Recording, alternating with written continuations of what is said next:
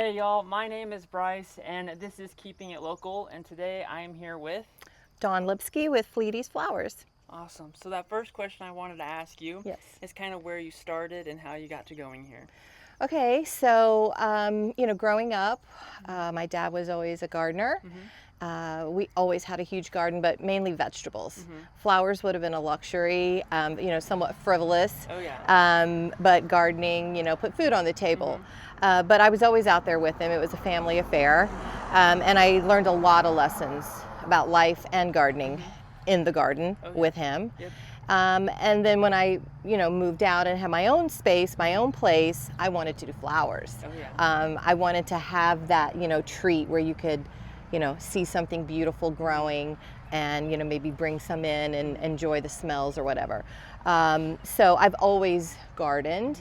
And in addition to, having a bouquet for myself, I would always, cut extra because there was always an abundance, and I would give it to a girlfriend. Yep. Here's a bouquet, enjoy.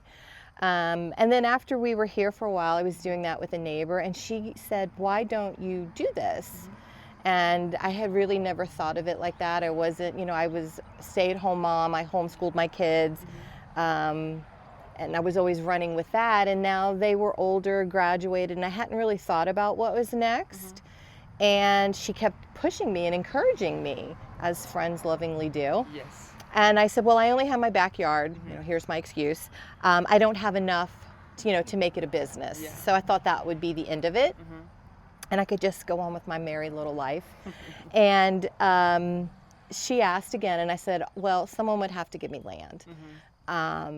And then I figured that would be the end of it. So we do play bunco with a group of ladies who are super sweet, all of them, wonderful ladies. And I asked one night at bunco, I told them what was going on, and I said, anybody want to give me their land to use? And I was like, this will be the end of this. Yeah. This will never be brought up again. And before I could barely get the sentence out, hand went up and sure, come on over. And within a week, it was just born.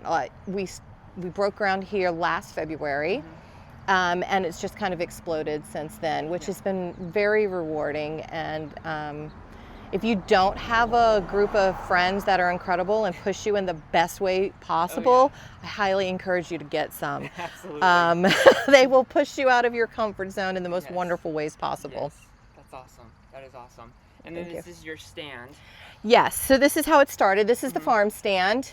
And it is 100% honor system and amazing. I have my Venmo code, I have the cash box, we even have a vase return, and we've never had a single issue. People are amazing. The community is so supportive. The first day, the amount of people that just came even down this local road, we've been watching you. We saw you put this in, we saw that, we couldn't wait to see what it was. Just amazing. People. Oh, yeah. Tennessee is fantastic. It is. Yes. So That is that's been awesome. great. That is really cool. Thank you. And then the next thing I wanted to ask you too is kind of what goes into it. What goes into A lot. A lot of work, a lot of sweat. Yep. Yeah, so everything for the most part, this is a perennial, this is a shrub, but a lot of these flowers are annuals that I start from seed. Yes. So I'll start these little seeds in my home under grow lights, get them big enough, harden them off, bring them here and plant them, and then still wait to get to where I can harvest them. Oh, yeah. And that actually takes, I looked it up because I was like, I've never really calculated it, but I know it's intense. Oh, yeah. And on average, to go from a seed to when I can harvest it for a bouquet is anywhere from 1,500 to over 2,000 hours. And if you really want to get in the weeds, my favorite flower is a peony. And a peony, you're really supposed to wait 3 years to harvest. Really? So when I say, there's a lot of TLC Yeah. that goes into it, Yeah. there's a lot of TLC. Oh, yeah. That's crazy. So we have a mix of some annuals and perennials, and before we get into that, I will say the other thing about local is the season's always going to change. Yes. So we went through tulip season, we went through peony season. Oh, yeah. So now we're in the heat of summer where most things like myself want to give up the ghost, but some of these are real rock stars and love this weather. So obviously this is hydrangeas. A lot of people are familiar with hydrangeas, and I actually have these shrubs at my house. Way too many, and then I managed to squeak a few in here. This is one of my favorite annuals. It's called Celosia, and the reason why I love it so much is the texture, the variety of forms and colors, because not only is this Celosia, but this is a Celosia. Okay. So you can see the different colors. This one is also, okay, and a lot of people, whenever they see this, they're like, what is it? Yeah. It has a velvety feel, and it kind of has that like brain look, kind of, Yeah. you know, very texturized. This will also come in a lot of different colors. So I just love using it for all of those reasons. Also in this one, I wish you guys had smell-o-vision. This is lemon basil. Okay, When I I can strip, smell- yes, yeah, just I from can doing smell that, it, right? yeah. When I strip this, I just keep smelling my hands as I go. Yeah. It is so aromatic. And that's how a bouquet should really be, in my Yeah. opinion. It should have fragrance. Unfortunately, in this world, breeders, flower farmers, things Yes. like that, grew things for stem length, hardiness, vase life, things like that, and scent went by the wayside. Yeah. I don't like that. That's why my favorite flower is a peony. I mean, if you cut a peony and just bring that in your house, that's enough to make your whole house smell great. So I do try to always incorporate scent. The lilies, it's either a love-hate. I love the smell of lilies. I grow ones that do smell, you know, and have a nice fragrance, or ones that really don't have a scent. But I love them, and they're just a classic to me. Oh yeah. Underneath, we have a zinnia. Also lots of different forms and colors. They are fantastic. And underneath that is some yarrow, which is very delicate. I feel it gives a cute little airy look. Yeah. Also lots of colors. This is the Lisianthus, which again kind of is sort of like a rose look. This is a great, great flower. The vase life is incredible. It can be up to 2 weeks. Oh wow. It's just, to me, it's just so romantic without having to have the thorns and the other issues that come with roses at times. Really great. But again, this one is definitely a labor of love. 3 months, 3 months just to get big enough for a plug size, and then another 3 to get it to harvest. So, yeah. This is another fun one. This is Gomphrena, and I don't know if you can kind of hear that. Yeah. It's also very, the texture I love. It's just a little accent flower, Okay. but I love it. I have this in pink and white and purple and this orange. And it's just great. It gives a little bit of whimsy. This is a Cosmo. That's the one I was curious about. Okay, I yeah. So this is the flower on a Cosmo. Okay. Which is lovely, right? This is Yeah. a double. I only like to grow the double varieties. But even when it's not, doesn't have a bloom, this foliage is just such a nice statement. You Yeah. can see this part is like budded up. Gives it some whimsy. Yeah. Then of course we have our dahlias. They're the queens, Wow. the queen bees. Again, tons of different forms, tons of different colors, so many different varieties. And again, thanks to Gardening Girlfriends, I have probably 100 at this point. Oh man, that's awesome. And would love to expand. So, Yes. yeah. What were some of the challenges when you first started, if you had any? Oh, there's tons of challenges. Every day is a challenge. The challenge initially is just plants love good soil, Yes. and that takes time. So it's just getting the soil healthy enough. Yeah. You know, getting rid of the weeds, things like that. It's always challenging. I just stepped in fire ants the other day, and there's always a challenge. Oh yeah. So pretty much everything. Yeah. Everything. Learning social media is Yes. not my forte. yeah. Oh, Like yeah. things like that other people don't think about. When you're a small business owner, it never stops. Oh yeah.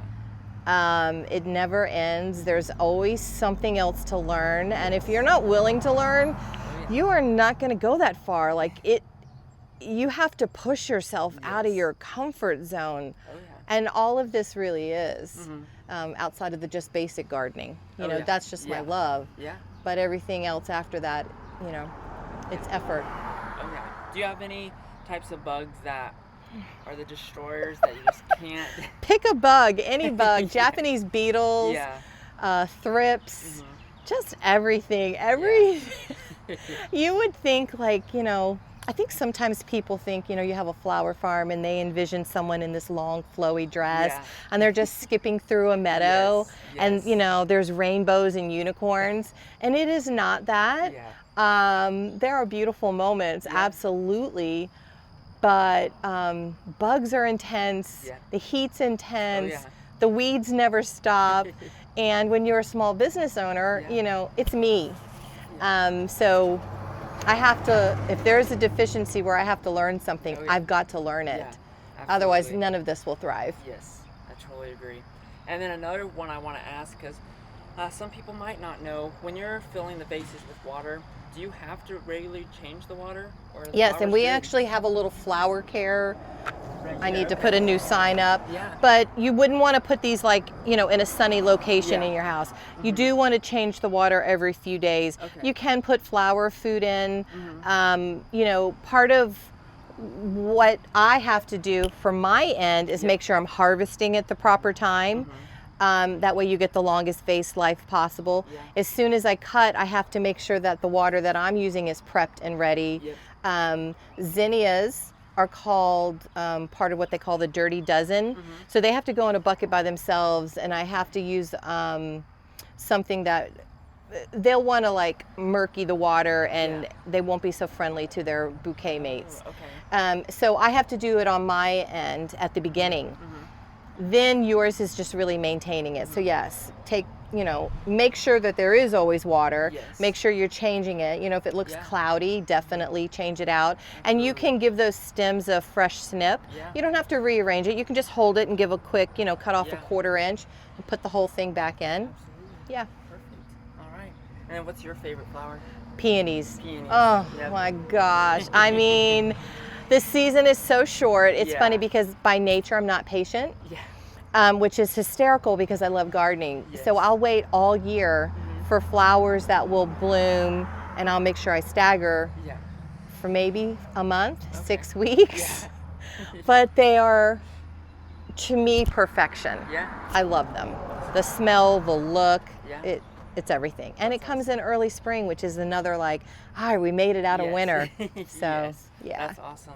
All right. Well, would you like to take me around and show the flowers? Yeah, let's do it. This, although it doesn't look like much now because it's kind of at the end of its life and it's covered in weeds, but this is, just pull this off. This was a filler. It's a greenery, but it's called Cerinthe, and you can actually see those seeds in there. See, it's going to seed. All right. So I'm letting this go to seed. It's going to drop its seed and hopefully save me some labor again, because it will come back up for me next year. That's the goal here. But this is beautiful. You can see it has these delicate, delicate little flowers. By themselves, they're really not anything. But when you have that draping, arching greenery in the vase, and then you have just this hint of color, it's kind of magical. So, yeah. We have some Dara. And then my poor yarrow patch, which I really need to scalp. You can see I've been cutting and cutting and cutting, and you can you see the new growth? So this will flush back out for me, but you can also see the dead. So I really need to come in and chop, and then, because I've been cutting, like I said, nonstop. And you can see just the color palettes. It's just, you have everything from white to a red in here. It's nice. This again is the celosia. And I have a lot of it. I love it. Again, you can see all the way through here, the different colors, the different types, this coxcomb versus, those. It's fun. This is already done for the year. This was, if anybody followed me earlier, This was a double white amaryllis, which a lot of people think of the amaryllis like at Christmas time. Yeah. These were beautiful, beautiful. If I could plant another 100 of these and figure out where to put them in here, Yes. I would gladly do so. But I have about 75 of these planted in here. Awesome. This is Nigella. It gives off this tiny, tiny little bloom, but I like it for the seed pods. Yeah. I think that creates interest in a bouquet. And this is kind of at the end. I'll also let this do the work for me. I'll let those seeds drop and hope for them to come back for me. Awesome. In the bouquets up front, which a lot of people wouldn't think to use, this is the basil. So you let it go to flower, and once it's like this, it's stiff enough. And again, I mean, oh, this Mrs. Burns, it just, I wish you could like, it's just a tiny little leaf, but the smell is so intoxicating. This is a, you know, a different basil, and then I have even all the way down to the purple one. Last year I went buck nutty with my zinnias and probably had 2 full rows, and this year I thought, you know what, I'm not going to do that. And so I kind of did like a little bit here, a little bit there. There's a patch over there with those more muted colors. Yeah. And this year I'm like, oh, I should have done 2 full rows because I do love them and they're so versatile. They're what's known as cut and come again. And so what that means is the more I cut these, the more flowers they'll give me. Okay. Yes, they're a workhorse. So yeah, I should have planted more. Tons of different colors. You can see like the creamies, the reds, Yeah. hot, warm tones. And again, these are more like blush and yellow. And there's even more colors. You can only plant so much. Here we have more of the Cosmo. Again, which is just so light and airy. Now the queen bees. So this is dahlia section. So with the dahlias, because there's always so much work to do, some of these were in the ground. I did not dig my tubers up. They have to make it. So some of these were in the ground, mainly this row, and they need a breath. I really should cut them and let them flush back out for September. Some went in a little later, like the one behind you, and we can visit that. And then these went in at the very last. And so I really haven't got, this will probably be my first cuttable bloom off of this section. But I mean, if you can see this, minus these bugs, there we go. There's your bugs you're asking about. But look at how gorgeous. That is beautiful. And this will continue to open. Okay. Yeah, and we've got, yeah, you can see bugs have been eating. So I have to make Yeah. sure. But all of this with some celosia that's self-seeded from last year. To about the halfway point is dahlias. This whole row is dahlias, and we can look at the different colors and forms. So again, this just has just a light touch of like a purpley pink in this white. And then you have this yellow with just a touch of pink. I mean, they are gorgeous. This is one of my favorites. This is not fully open. I wish you could really appreciate when this is full. It's just gorgeous. That's beautiful. Yeah. And then we have these, you know, little guys, but they just work so well with so many things.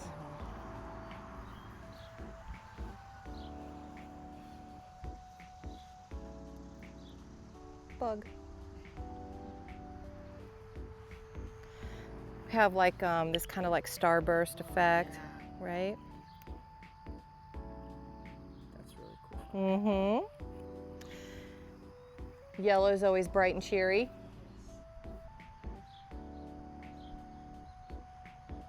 And see, I just see the ladybugs crawling around in there. They're doing their job, which is eating certain bugs. Okay. So those ladybugs are on the payroll right now. Ladybugs aren't ones to worry for. No, Wow, okay. no, I want those. I actually buy ladybugs sometimes and release them.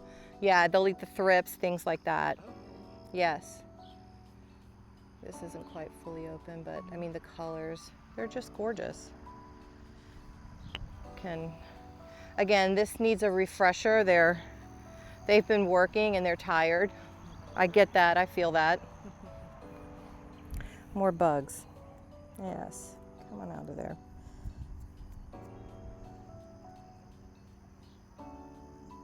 Stem. So if I went all the way down, followed this all the way down here, this is a stem. I mean, this in itself can be a bouquet. It's just beautiful. Yes. And there's lots of colors. I mean, I need to deadhead some of this out because, you know, they don't all bloom at the same time. Yeah. But yes, all the Lysianthus. We have a little different one. I mean, look at this. It's really pretty. Yeah. This is straw flower. So I really like this. I had it last year, didn't care for it, gave it another go, but That's so cool. right? So it grows like this. This is not, and you can definitely dry this. It's very easy, but I mean, some of this is gone and I'm just letting it go. But this is how it's supposed to be. Cool. Yeah, so it's fun. Or Lysianthus. I mean, these colors. Yes. The latest peonies, I put these in, I'm gonna guess in May, because again, they're my favorites, and again, I have issues. And yeah, I just had to squeak some more in. Again, these are just in the ground. It's really 3 years before I can harvest these gorgeous blooms. It is a labor of love, but these plants will live 100 years. Yeah. They'll outlive That's me. awesome. Yeah. This, maybe you guys will find interesting. These are sunflowers, and I plant them in successions. So like every week to 10 days. So you can kind of see the youngest, smallest, and as I've been doing my successions, you can see the more mature ones, right? I have to, because these varieties of sunflower, I get one cut, one flower, got to start over. Yeah. So I'm constantly doing successions. And I did do a little bit of successions with the zinnias. That's why you'll see different sizes and they're in different spots. Because of that rust, I figured I would get ahead of it. So here's an example. So this guy is really ready. This is when I should be cutting it. When it's just starting to crack color. Wow, To give the longest vase life. Remember we spoke about it's my job to make sure. Yeah. So this is really when I should harvest. So I would just whack this down, strip off the leaves, and you'll get, probably close to 2 weeks on that. I can still harvest this, you just may only get a week, which is still fantastic. Yeah, absolutely. But this is proper. This one is just starting to crack color too, so this would also be correct. Oh, cool. Okay. So I have yellows, some with a dark center, some with a white center, which I think that looks like this is going to be the light center. Yeah. Okay. And then there's a white variety. Now these are done. This is one that reseeded, and it was a branching variety, which I don't normally do, but it's kind of cool. And these, you know, seeds, I'm just letting them go. Here's some of the white varieties. Now they're done, but you can kind of see it's a lighter flower with a lighter center. Yeah.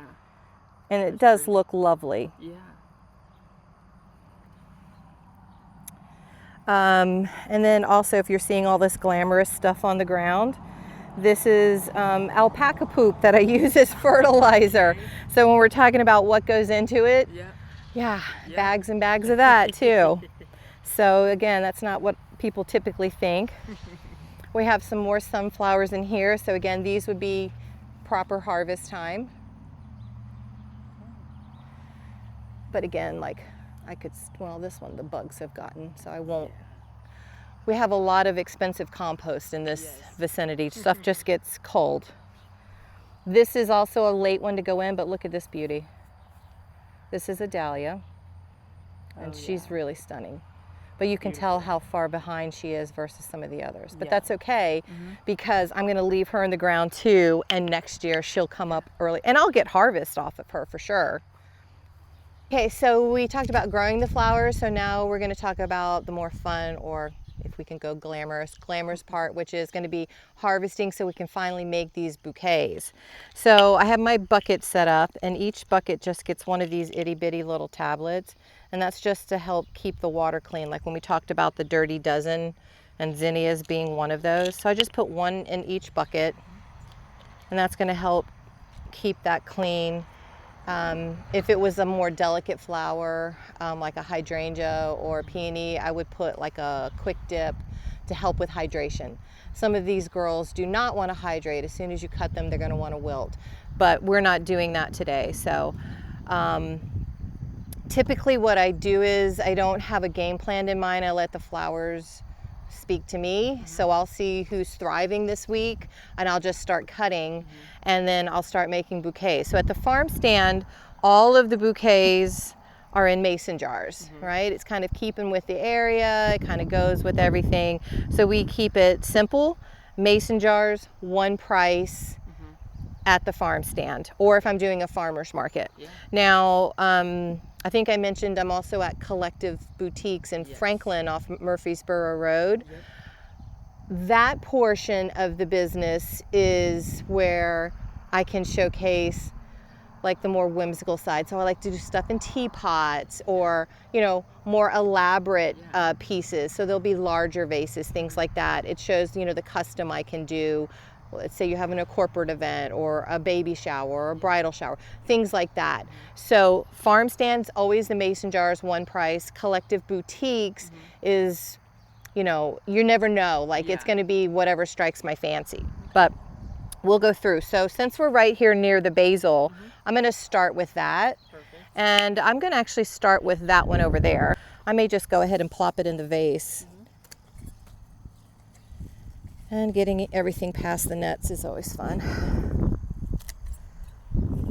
Again, I wish you guys could smell. And I always just do a chop and drop, so I'm just peeling off the leaves. You don't want any leaves in your water, but the smell is so good, so good. And this will flush back out. You can see where I've cut on other ones and they'll just flush back out.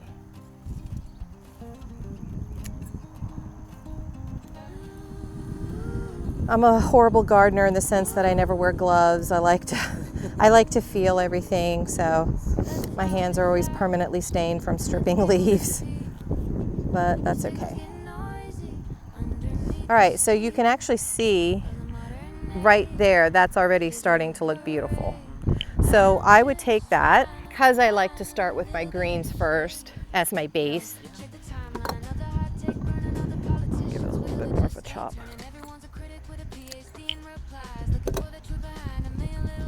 Okay, and that's my base. So now I'm going to see what I want to play with that. And I'll move it around as I put flowers in. So the celosia I'm obsessed with, so we're going to go to celosia next. Okay, absolutely, for sure. All right, let's start over here. I'll cut it low.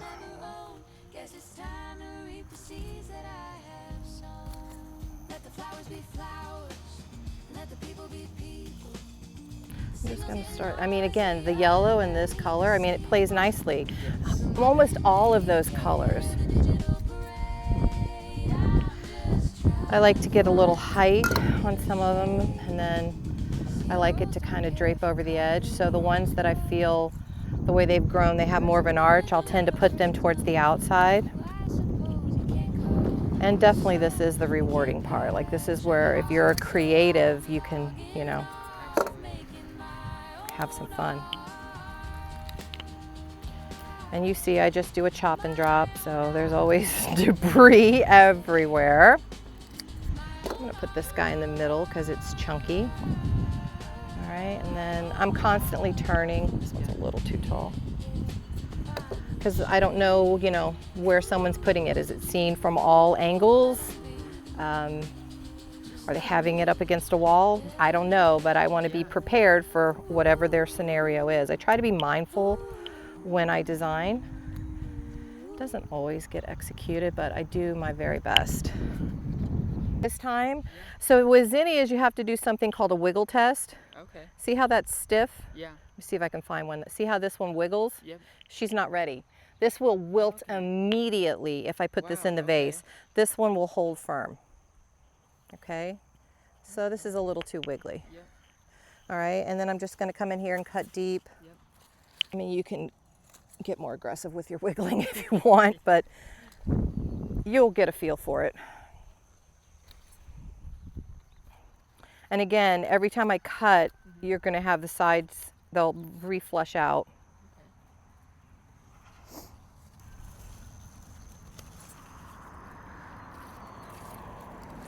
Now florists like Floret and people like that have big farms, acres and acres, and a lot of them are going to be selling to florists, things like that. I'm not opposed, by the way. If you're a florist and want to buy, you can contact me. But what they'll do is they'll usually cut these all the same stem length. Clearly I'm not. Again, this is for me, and I know the vessel I'm using. And they'll usually rubber band them in groups of 10. Okay. All right, I don't have any rubber bands with me. Again, because this is for my own use. All right, that's pretty good. Let's see if I can get one more of that rosy tone.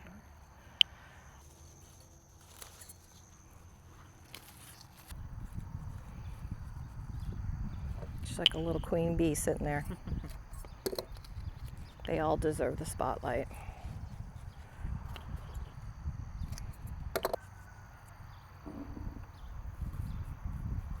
Now I'll make some a little shorter, I think, to go around the perimeter. I like there to be like where you just see vase, and it's like all the way here before you see a flower. I don't like that, so I try to be mindful of that. Yeah. I think it also gives interest when you have different heights. I don't think I'm going to put one more tall one in the middle.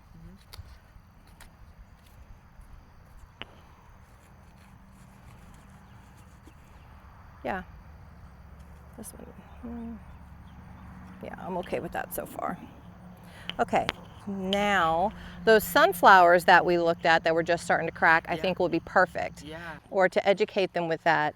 They'll see the closed ones and they don't want to get it because they can't understand what it's going to look like open. Yep. So what I'll do is I'll have these that are harvested at the right stage, and then I'll mix in, you know, maybe like this one. Yeah. All right, so they can be like, oh, there's sunflowers in there, right?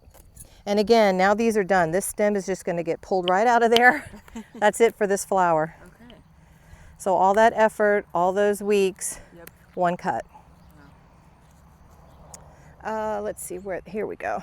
This is going to be a nice one. Okay, what do we get? 1, 2, 3, 4. I like to kind of do an odd number, so I'm going to grab one more. Maybe it'll be this one, so again, they can see one that's open. Here's the gomphrena. Now I have this like orangey color, this white with some pink. I've got all white, and I've got this like purpley color. So what would you like to see in that bouquet? Purple. Okay, let's do it. This will also flush back out, and I just started a new round of it too. Okay. I put in, I don't know, maybe another 8 or 10 plants over there. So by the fall, when this is tired, like I am, we'll still have a new flush too. And then obviously I'm out here in an open field. I do not have a greenhouse. I don't have hoop houses. So once we get a frost and stuff is killed, stuff is killed. Now I will do custom for people in the off season, you know, like Valentine's, obviously. I'm not going to have stuff growing. But yeah. All right, let's go do this. That are sunflowers. I think I want the full one right in there.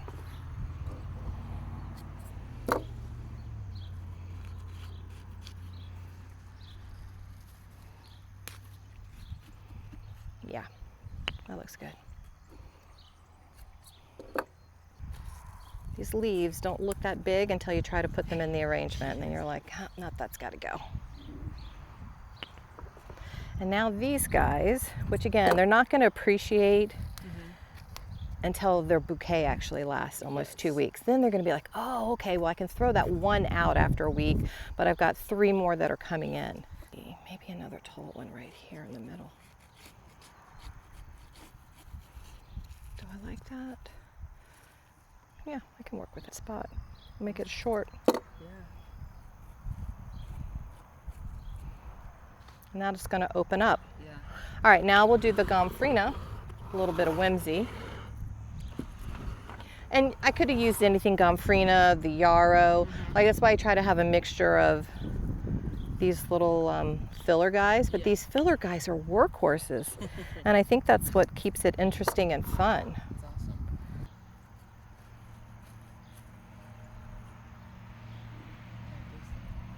That's awesome. Mm-hmm. And I'll just fill in wherever I think it can use a little zip. Yeah. It's gonna look so good up next to this yellow though, I can tell you that. Yes.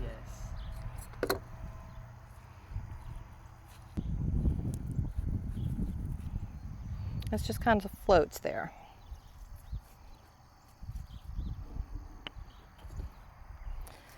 When so typically what happens is, it'll take me an hour and a half, 2 hours. I'll fill all the harvest buckets up. I'll have the bouquets made for the farm stand, and then I go home and I spend another few hours making the bouquets for Franklin, for the Collectives Boutique. Yeah. Okay.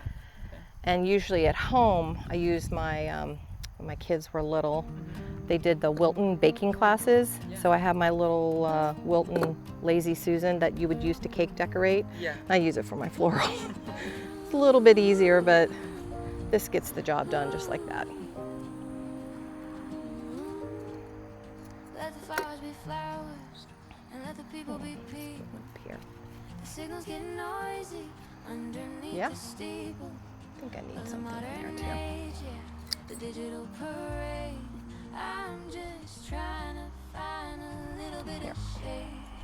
Yo, check the timeline, another hot take, burn another politician's wheel that just ain't turning. Everyone's a critic with a PhD in replies, looking for the truth behind a million little too. We're almost lies. They done wanna with change this, the baby. world with a 20-second clip. I'm just trying to It's keep so a cool to steady see how it hand, turns avoid the out slip, their from screen. scratch. And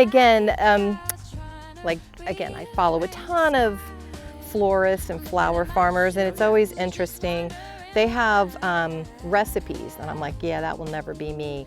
And so basically a recipe is, again, they have acres and acres, but they'll harvest all their buckets and then they'll lay it out. So they're gonna be like 4 pieces of gomphrena, 3 zinnias, so plus it keeps them on budget. I'm not very good with budget.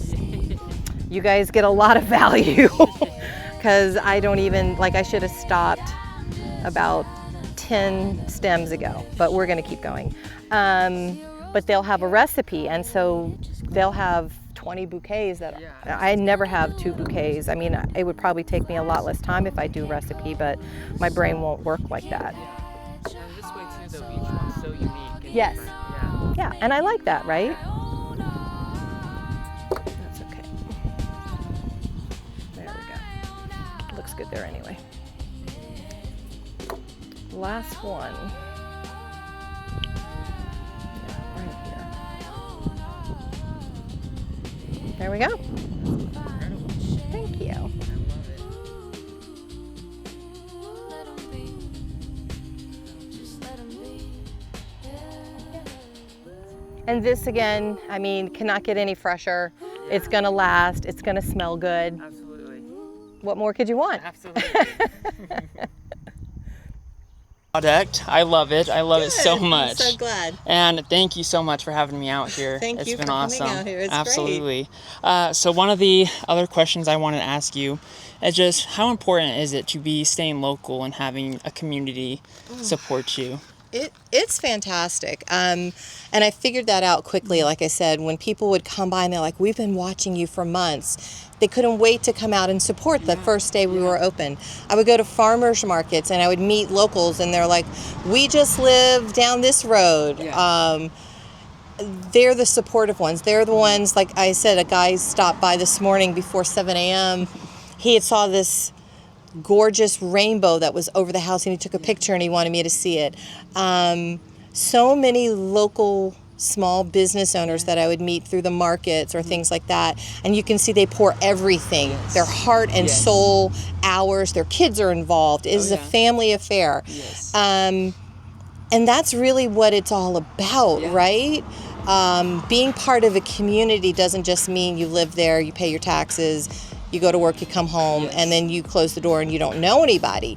That's not being part of a community. And I'm not saying you have to be like the mayor, but you can get out and meet all of these fabulous people. You can support local. You can go to farmers markets. You could go to the Collectives Boutique, see tons of vendors.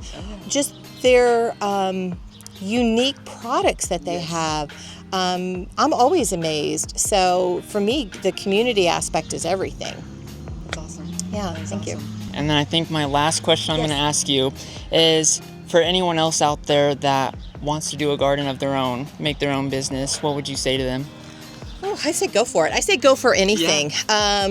For sure. You know, you can start off as big or as small as your dreams are. Yeah. And that's really up to you, but don't wait for that perfect moment. There is no perfect moment. When I cracked ground in February is not a perfect moment to then be selling, you know, again, things like that, but you just do. Yeah. And things will fall together, things will fall apart, Yeah. and that's okay. You pick yourself up and you'll just keep on going. Yes, So yeah, go for it. I definitely recommend it. Awesome. Well, thank you. I appreciate it so much. Thank you. Appreciate it.